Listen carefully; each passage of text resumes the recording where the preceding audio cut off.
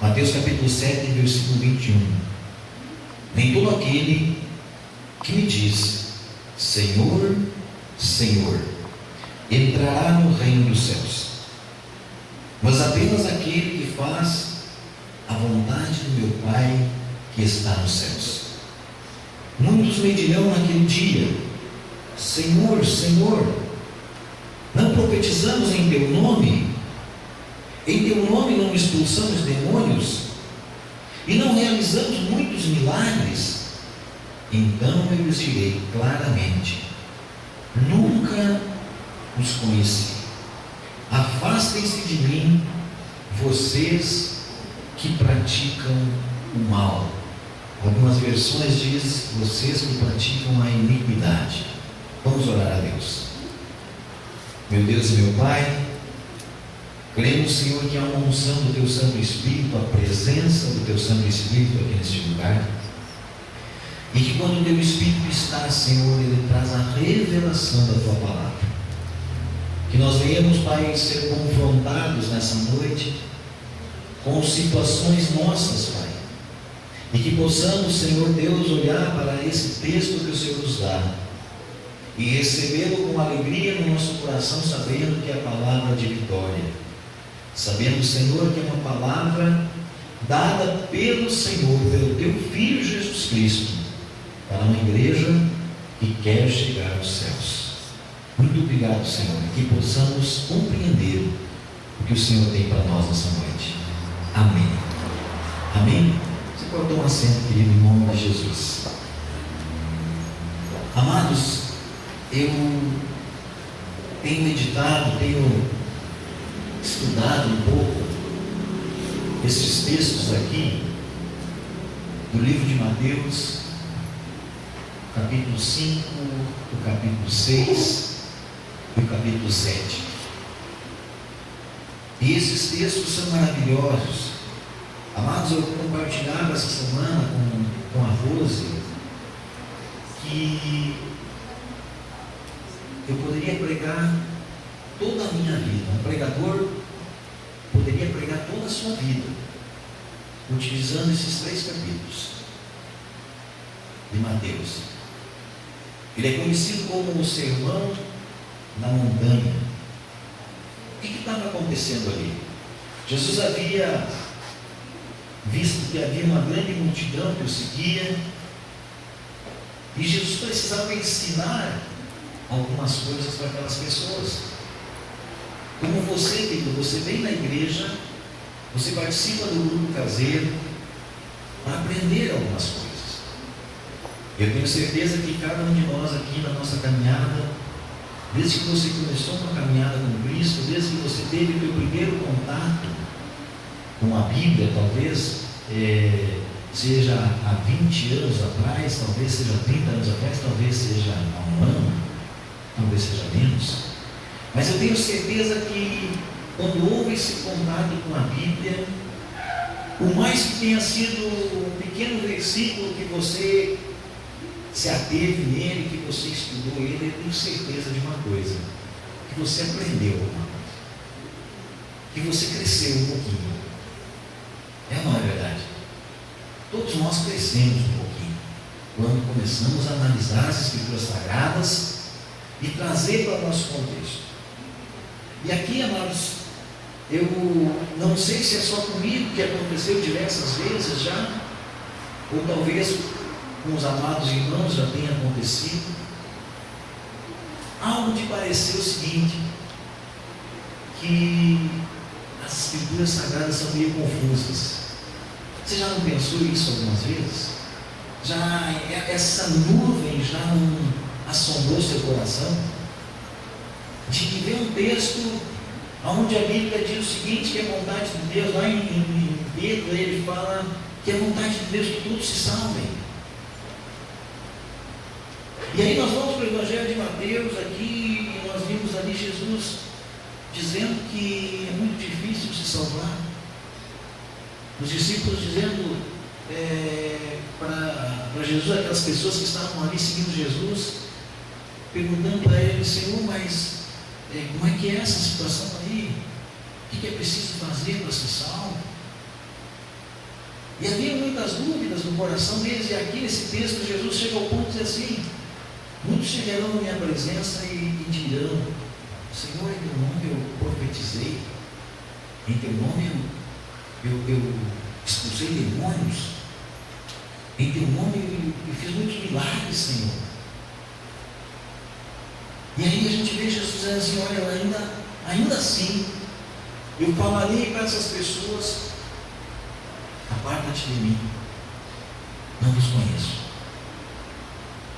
Isso não traz uma certa dúvida ao nosso coração? Isso não é algo que deixa uma questão dentro de nós quando o Evangelho? E nós temos que ser francos, amados. Nós temos que conversar com Deus e dizer: Deus, por que está assim? Eu não estou entendendo isso, Deus. E amados, hoje nós vamos fazer a Santa Ceia do Senhor, nós vamos celebrar com alegria a Santa Ceia do Senhor. E eu creio que nós precisamos entender esse texto aqui das Sagradas Escrituras, para que hoje nós venhamos subir um degrau a mais no nosso conhecimento do nosso Deus. Aqui Jesus diz assim: não nos conheci. Mas nós precisamos nos fazer conhecidos de Deus. Nós precisamos nos fazer aceitos por Deus. Aqui, amados, nós precisamos ter um entendimento muito grande do que está escrito aqui. E eu tenho certeza que na sua Bíblia não está escrito ali no último versículo, no versículo 23: então eu lhes direi claramente: nunca os conheci, afastem-se de mim vocês. Eu tenho certeza que não está escrito na Bíblia que você tem aí: afastem-se de mim vocês que praticam pecados. Está escrito pecados aí? Não está, né? Está escrito mal, está escrito iniquidades. Mas pastor, pecado não é o mal. Pecado não é o mal. É e não é. A tradução para nós entendermos o que é pecado é errar o alvo. Deus nos mostrou um alvo a alcançarmos, e o pecado ele nos leva a errar esse alvo. Mas como que o pecado, o senhor está dizendo que o pecado não é mal? E não é. Por quê? Porque se o pecado fosse tão mal, nós não praticávamos. Não é assim? Se o pecado fosse tão mal, matar é pecado? É. E nós não praticamos matar porque nós temos uma consciência de que haverá um problema muito sério com polícia, com justiça, com a nossa consciência. Nós que somos pessoas de bem, a nossa consciência, não matamos. E matar é pecado, e é um mal. E mentir também é um pecado. E quantas vezes na nossa vida nós já mentimos e não achamos que foi algo grave, achamos que foi algo até uma mentirinha santa, uma mentirinha que até ajudou a situação ali. Pastor, mas essa mentira não atrapalhou em nada. Mas é mentira. E ela é um pecado. Então Jesus ele diz assim aqui, amados, ele não diz assim: afastem-se de mim vocês que praticam pecados. Sabe por quê? Porque Jesus ele ia cada vez mais perto do pecador. Jesus ele disse assim: os sãos não precisam de médico. E ele era o médico dos médicos. Mas então ele usa um termo aqui, amados, iniquidade. E quem de nós busca saber o que é iniquidade? Aqui eu peguei uma versão que diz os que praticam o mal, mas grande parte das versões dizem iniquidades. E aí nós precisamos ter esse contexto do que Jesus fala isso, queridos. E Jesus aqui, ele nos fala num contexto de ensino para aquele povo, e ele começa falando aqui, tem umas coisas muito peculiares nesse texto, que uma delas está no versículo 21, que Jesus diz assim: nem todo aquele que me diz Senhor, Senhor entrará no reino dos céus, mas apenas aquele que faz a vontade de meu Pai que está nos céus. Uma pergunta para a igreja: você quer entrar nos céus? Amém? Então faça a vontade de Deus. E aí vem outra pergunta a nós, amados, e é bom você fazer essa pergunta para a Bíblia. É bom você fazer essa pergunta para a gente, se você quiser uma ajuda nisso. Qual é a vontade de Deus? E muito facilmente eu poderia dizer para você: a vontade de Deus está expressa lá em Romanos, no capítulo 12, versículo 2, e lá diz que a vontade de Deus, ela é boa, ela é perfeita, ela é agradável. E você me diria assim: pastor, mas o que significa isso na prática, na minha vida? Fazer a vontade de Deus. A vontade de Deus é boa, perfeita e agradável. Mas como é que eu vou fazer isso? Me mostra na prática isso, pastor. Eu quero dizer para você o seguinte: a vontade de Deus é que nós demos ouvidos aos ensinamentos de Jesus e os coloquemos em prática. Esta é a vontade de Deus. Existe um texto, amados, nas Escrituras Sagradas, nos Evangelhos, que Jesus conta uma parábola, que um homem, ele pegou e plantou uma vinha, e se afastou daquele local e deixou pessoas para cuidarem daquela vinha. Passado um tempo, aquele homem enviou seus servos lá para receberem uma parte do que haviam colhido daquela vinha. E a Bíblia diz que aquelas pessoas que estavam cuidando da vinha não aceitaram a presença daquelas pessoas, que o dono da vinha havia mandado lá, e botaram eles a correr, mataram eles, fizeram estripulia com eles. Passa mais um tempo, o dono da vinha pega e envia outros servos lá para conferir como é que está a vinha, para acertar com acerto de contas. E a Bíblia diz que mais uma vez aquelas pessoas más que estavam cuidando da vinha botaram a correr aquelas pessoas. Chega um determinado tempo que o dono da vinha, ele pensa assim: bem, vou mandar meu filho para lá. Meu filho eles vão respeitar. Afinal é meu filho, eu sou dono da vinha, eles vão ter que respeitar meu filho. E a Bíblia diz que o filho foi até lá, e eles não aceitaram o filho e mataram o filho. Mataram o filho do dono da vinha, aquele homem que tinha feito todas as coisas. E isso é uma parábola que Jesus conta para contar a história da humanidade. Deus criou todas as coisas. Foi Deus que criou tudo que você vê, amado. O mar, os céus, as árvores, tudo, criação de Deus. E Deus enviou os profetas. A Bíblia diz que Deus enviou os profetas para anunciar o reino de Deus, e eles não foram aceitos. Se você ler no Antigo Testamento, você vê que os profetas não foram aceitos. As palavras deles, a palavra dos profetas não era aceita. Eles viviam em luta, viviam apanhando, viviam fugindo, viviam sendo exilados. É o texto ali onde o dono da vinha mandava os seus servos e eles não aceitavam eles. Chega o tempo que o dono da vinha manda o filho, é Deus mandando o filho Jesus Cristo. Por que Deus enviou o filho Jesus Cristo para a terra? Jesus disse explicitamente: eu estou aqui para instalar o reino de Deus. Por que você imagina o seguinte, queridos, por que Jesus fica esse tempo todo ali explicando no monte para aquelas pessoas? São 3 capítulos da Bíblia. Ele fica explicando para aquelas pessoas sobre o reino de Deus. Jesus fica ensinando. E quando você vê esse versículo, está chegando no final do capítulo 7. Ele está quase no final. Eu quero fazer assim, para você conseguir talvez compreender um pouquinho melhor. Era marcada uma palestra, vamos dizer, de 3 dias.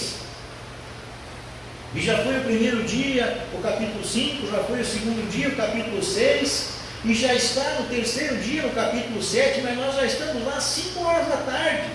E vai encerrar às 6 horas essa palestra, só para você conseguir captar um pouquinho disso aqui. E quando já está chegando no fim da palestra, ele diz assim: olha, se você quer entrar no reino dos céus, tudo isso que eu expliquei para vocês aqui é a vontade do meu Pai. Eu estou ensinando para vocês a vontade do meu Pai. Eu estou gastando tempo com vocês aqui, sabe para quê? Para ensinar a vontade do meu Pai. E aí ele diz assim: olha, nós vamos observar isso aqui, que é fazendo a vontade de Deus que nós vamos entrar nos céus. Você não vai entrar no céu porque você não peca. Ou alguém aqui não peca? Jesus naquele dia disse para aqueles homens, que eram os cabeção, os escribas, os anciãos lá, aqueles caras que usavam os colarinhos brancos do nosso tempo de hoje, aqueles que vestem os ternos mais caros que andam lá pelo Congresso. E Jesus olha aqueles homens todos e diz assim para eles: quem não tem pecado, jogue a primeira pedra. Então alguém aqui não tem pecado, irmãos? Então o reino dos céus, irmãos, ele é feito de pecadores redimidos pelo sangue de Jesus Cristo. Por isso nós nascemos. Então nós precisamos aprender um pouquinho disso, queridos. Você quer entrar no céu? Sim, faça a vontade de Deus. Qual é a vontade de Deus? A vontade de Deus está explícita nos evangelhos, está explícita na Bíblia. A vontade de Deus é que você aprenda o que Jesus veio ensinar. Se eu quero fazer a vontade de Deus na minha vida, eu simplesmente preciso fazer o seguinte: dar ouvidos ao que Jesus veio ensinar. Para você ver como eu estou falando algo coerente aqui para você, quando eu fiz aquele exemplo ali, nós batemos às 5 horas da tarde e vai até às 6 a coisa, a última palavra que tem nesse texto, no capítulo 7, tem um subtítulo ali, diz: o prudente e o insensato. E aí Jesus pega e diz assim: olha, eu ensinei tudo isso para vocês. Eu falei sobre o adultério, eu falei aqui sobre oração. A irmã leu no início aqui, Mateus capítulo 7, versículo 7: pedi, dar-se-vos-á, buscai e acharei, batei, abrir-se-vos-á, porque aquele que pede recebe, aquele que busca encontra, aquele que bate se vos abre. E aí Jesus ainda continua falando ali: olha, porque se vocês que são pais maus dão coisas boas para os seus filhos, quanto mais o Deus que está nos céus não vos dará todas as coisas. E Jesus vai ensinando capítulo 5, capítulo 6, capítulo 7, é uma escola para nós, são coisas maravilhosas para nós aprendermos da palavra de Deus. E quando Jesus ensinou tudo, foi ensinando: olha, vocês têm que pedir, vocês têm que fazer assim, olha, vocês, quanto ao adultério, quanto ao irmão que pecou, quanto a você quando peca, quanto à oferta, quanto dá. Jesus foi falando tudo isso aí. E quando ele está encerrando a palestra, às 5 horas da tarde, ele falou: façam a vontade do meu Pai. A vontade do meu Pai é que vocês escutem tudo isso que eu passei esses 3 dias falando para vocês aqui. E aí, para encerrar, para fechar a palestra, Jesus diz assim: olha, então agora eu vou dar uma demonstração para vocês. Eis que tinha 2 homens. É o que está escrito aqui, a partir do versículo 24. 2 homens. Um deles pegou e construiu a sua casa. Foi ali na Casa da Água, comprou um material de primeira, e foi ali na beira do mar, na areia. Ele queria uma casa beira-mar e construiu a sua casa em cima da areia. Material de primeira, tudo tranquilo, tudo bom, construiu sua casa ali. As ondas vieram e levaram a casa. E aí Jesus falta só 15 minutos para terminar a tua palestra, Jesus. E aí está assim: o outro homem foi na mesma hora, foi lá nas casas da água, comprou um material de primeira também, e foi lá e construiu em cima da rocha de sua casa. Assim é a vida daquele que ouve e pratica as minhas palavras. Então era isso que Jesus estava dizendo. Se você for analisar aqui, amados, no capítulo 5, capítulo 6, capítulo 7, a vontade de Deus ela é boa, é agradável e é perfeita. E você precisa ouvir Jesus, os ensinamentos de Jesus, para que você receba isso. Mas não basta você receber isso, você tem que praticar isso. E se a vontade de Jesus é boa, é perfeita, é agradável, e você vai praticá-la, você vai fazer coisas boas, perfeitas e agradáveis. Não é assim? É simples. O Evangelho é simples, amado. Nós é que complicamos a coisa. Mas então, por que Jesus fala sobre essa coisa aqui? Para não entrar em Jesus assim, não entrar que esse pratica iniquidade. O que é iniquidade? O que é o mal? E se nós formos analisar Jesus, lá no capítulo 7, também, a partir também daquele texto que a irmã leu ali, Jesus assim, vós que sois pais, maus. Jesus nos chama de maus, e aqui ele diz assim, vós que praticais o mal, não vão entrar no céu. Então quer dizer que eu não tenho chance? Não, irmãos. Eu quero dizer que você tem chance. Eu quero dizer que eu tenho chance. Eu quero dizer que quando Jesus coloca o praticar o mal aqui, praticar a iniquidade, é quando isso está dentro do teu coração. Quando você leva uma vida de maldade. Porque é o seguinte, amados, eu vejo a parte exterior. Você vê a parte exterior. De repente eu estou te fazendo um bem, mas na verdade esse bem que eu estou te fazendo não é porque eu te quero bem. Na verdade esse bem que eu estou te fazendo, esse estender a mão que eu estou fazendo, não é porque eu te amo. Mas isso que eu estou fazendo para você, sabe para que é? Para que você diga, muito obrigado. Eu realmente sou obrigado. Muitas vezes o bem que eu te faço é para que você chegue para as outras pessoas, no meu coração, é para que você chegue para as outras pessoas e diga, nossa, o pastor Mauro é um cara assim, olha, o cara é gente boa mesmo. Isso é fazer mal, porque Deus entende que está no meu coração. Então tem muita gente, olha só, amados, e é por isso que eu quero explicar para você isso aqui. Tem gente fazendo coisa boa que é má. Eles chegaram para Jesus e disseram, Jesus, em teu nome nós profetizamos, nós expulsamos demônio, nós fizemos milagre. Isso é bom ou não é?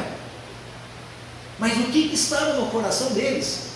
O que estava no coração daqueles homens? Era fazer essas coisas para quê? Para ficar no degrau de cima. Gente, cantar aqui na frente para ficar no degrau de cima, pregar para ficar no degrau de cima, fazer obra de Deus para ficar no degrau de cima. Vai chegar naquele dia e Jesus vai dizer, apartai-vos de mim, não vos conheço. Por quê? Porque você estava lá na frente cantando bonito, mas não era para mim, o teu louvor não vinha do coração, você não tinha uma vida de adorador para mim, você simplesmente estava lá para todo mundo te ver. Você pregava não porque você tinha aquilo dentro de você, não porque você pagava um preço por aquilo, mas você pregava porque você gostava de se ver lá na frente, e quando você tinha que ficar no banco, você ficava se mordendo por dentro. Isso é mal, por isso que Jesus cita. Jesus não diz assim, aqui nesse texto, mas Jesus não diz assim, vão ficar de fora aqueles que mataram, vão ficar de fora aqueles que roubaram, vão ficar de fora aqueles que dizem, não, Jesus diz assim, é aqueles que profetizaram, é aqueles que expulsaram demônio, é aqueles que fizeram milagre, coisas boas, coisas santas, coisas de Deus, mas com um coração podre. Mateus capítulo 23, Jesus gasta um tempo com uma turma que chegava nas sinagogas, chegava nas igrejas da época lá, e vinham lá na frente, e paravam lá na frente, todo mundo enxergava, e levantavam uma mão, e oravam bem alto para todo mundo ouvir. Tem uma situação, amados, que eles chegam, Jesus está sentado ali, a Bíblia diz que Jesus está parado perto do gasofilácio, só cuidando das ofertas. E a Bíblia diz que as pessoas chegavam ali e largavam riquezas. Pessoas de grande posse chegavam ali e largavam riquezas. E Jesus, daqui a pouco vem uma senhora, 2 moedinhas. 2. A Bíblia diz de pequeno valor. Aquela senhorinha chega ali e entrega aquelas 2 moedinhas. Aquela viúva entrega. Os discípulos olham aquela situação, coração mal.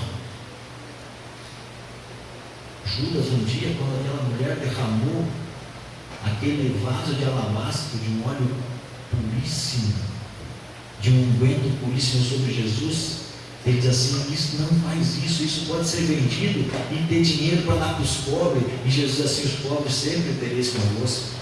Jesus conhecia o coração de Judas, que era mau, porque ele roubava o dinheiro que era arrecadado. E ali, quando aquela viúva chega e dá aquelas moedinhas, os discípulos olham para aquilo.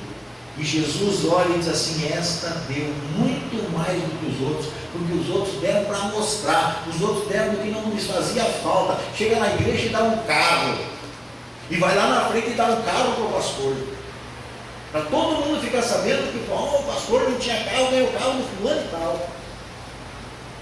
E aí chega aquela pessoa que durante toda a vida nunca teve condições de dar grandes coisas, mas sabe que fiel a Deus. Chega e entrega uma moedinha para o Senhor e diz assim: Senhor, eu vou melhor, Senhor, o Senhor conhece meu coração.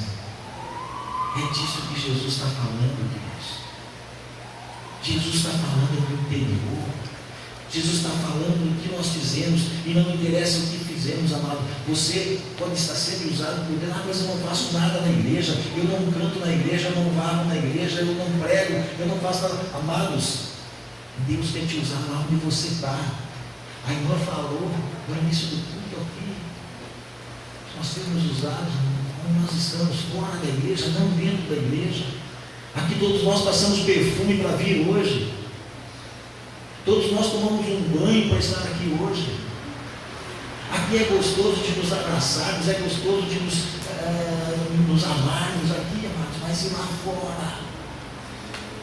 Era disso que Jesus estava falando. Era isso que Jesus estava chamando a atenção da sua igreja. Não adianta estar ali bajulando o pastor, não adianta estar bajulando a igreja, não adianta estar fazendo as coisas com o coração podre. Como eu comecei a falar agora há pouco, lá em Mateus 23, Jesus falando com os fariseus, diz assim: sabe o que vocês são?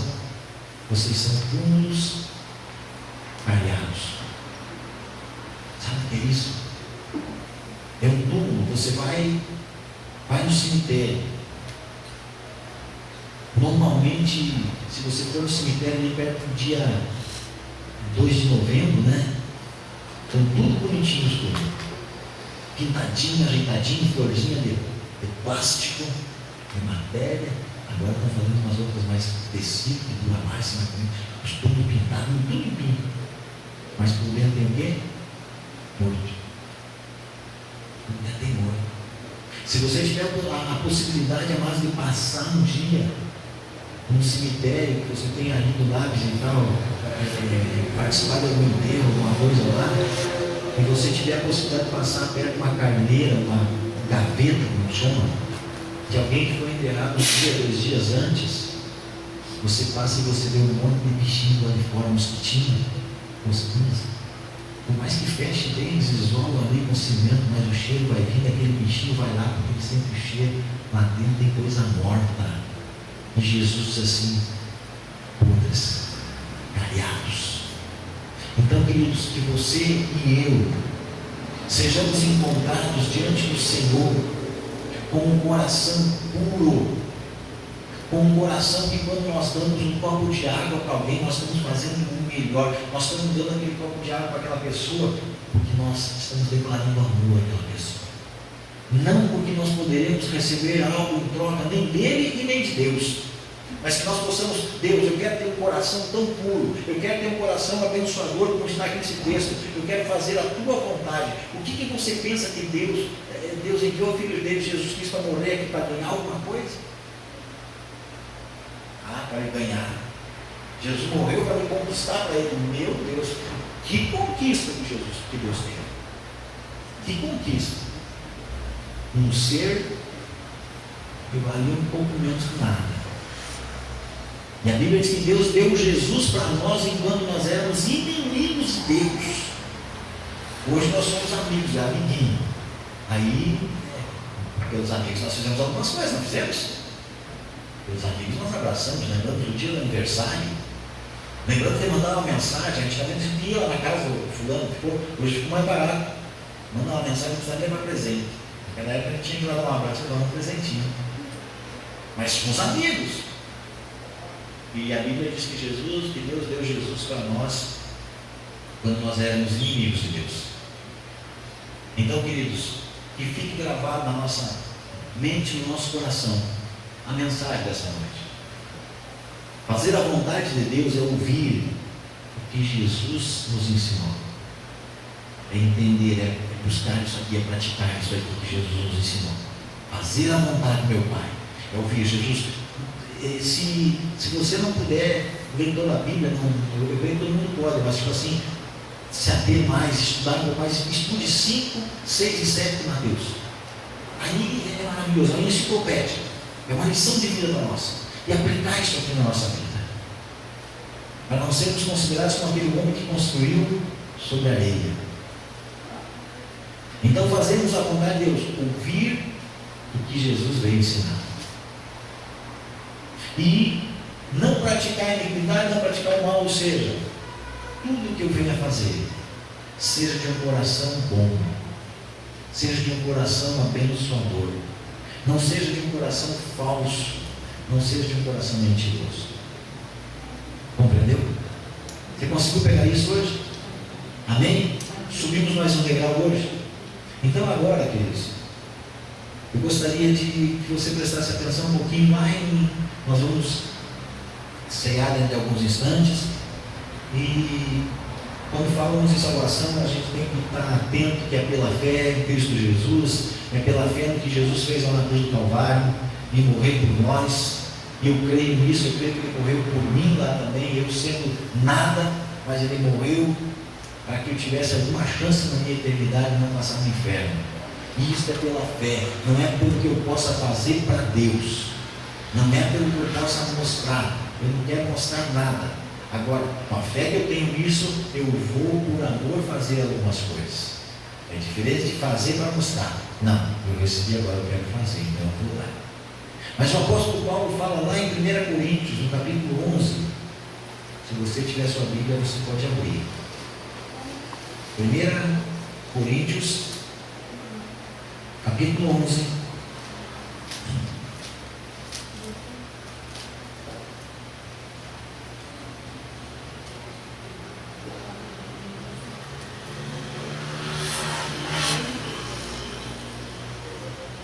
O versículo 29 diz assim: pois quem come e bebe sem discernir o corpo do Senhor, come e bebe para a sua própria condenação. O que é discernir o corpo do Senhor?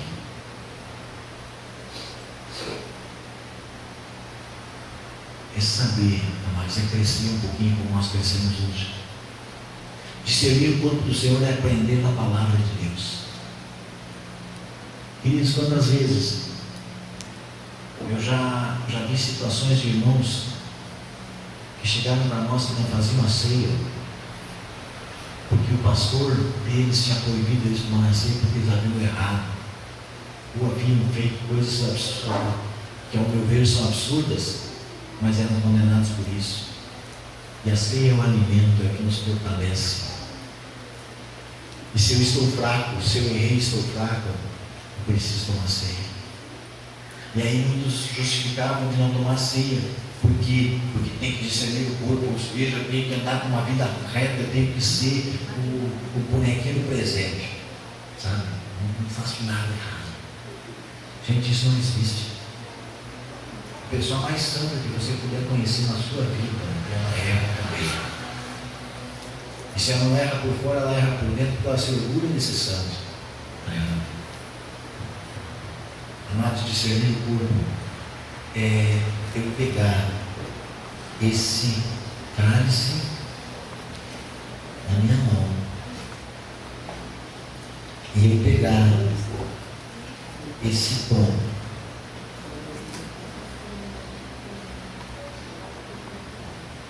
e eu discernir que isso aqui é o corpo de Jesus que foi dado por nós. Eu discerni que esse aqui é o sangue de Jesus que foi dado por nós. É eu saber, é eu entender que eu mesmo, um pecador, eu sou resgatado por Deus. Que Deus me amou de tal maneira que Ele deu o filho dele para morrer por mim. Isso é discernir o corpo. Isso é discernir o corpo, é saber que Jesus morreu não pelos certos, mas morreu pelos pecadores. É eu sondar o meu ser, eu sondar a minha vida e dizer para Ele: Deus, olha, eu estou entendendo que o Senhor enviou o seu filho para morrer por mim, para que eu tenha uma vida melhor. Eu não estou conseguindo fazer isso, me ajuda, me fortalece. Eu tenho essas falhas na minha vida, o Senhor sabe mais do que eu preciso ser fortalecido pelo Senhor. Seja franco com Deus, seja aberto com Deus. Isso é discernir o corpo.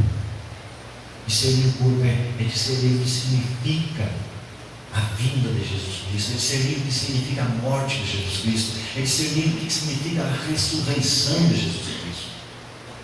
A semana que vem, amados, vai ser comemorada a Páscoa, a ressurreição. A coisa que mais se faz hoje, você entrar em qualquer comércio, a coisa que mais se faz é ver ovo de chocolate, é ver todo um comércio por trás, e pessoas comemorando a ressurreição de Jesus Cristo.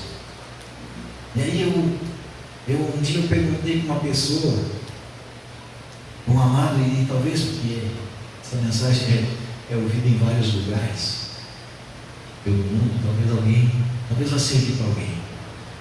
E eu ouvi uma pessoa espírita que crê na reencarnação. E eu vi aquela pessoa comemorando a Páscoa. E eu perguntei para aquela pessoa: você comemora a Páscoa? Sim. O que é a Páscoa? É a ressurreição de Jesus Cristo. Pois bem, e como é que você comemora algo que você não vive? Como é que você vai na festa de alguém que você não crê? Como assim? Você não crê em ressurreição, você crê em reencarnação. Então, as pessoas estão armando uma festa maravilhosa e creem em outra coisa. Isso é não discernir o corpo. Discernir o corpo é eu crer que Jesus morreu, Jesus nasceu uma vez, teve uma vida sobre a terra, morreu uma vez, ressuscitou uma vez, e está vivo, sentado ao lado do Pai, intervindo por mim e por você. Essa é a verdade que as Escrituras sagradas trazem.